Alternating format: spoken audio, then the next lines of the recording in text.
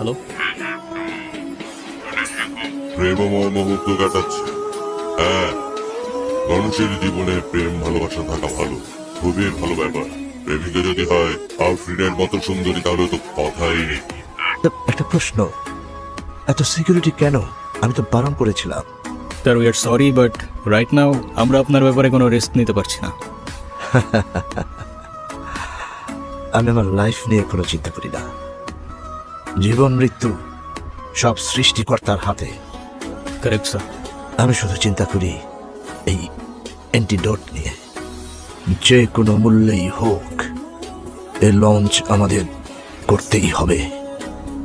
যে কারণে আমার প্রোটেকশনের চাইতে এই অ্যান্টিডোটের প্রোটেকশন অনেক বেশি প্রয়োজন।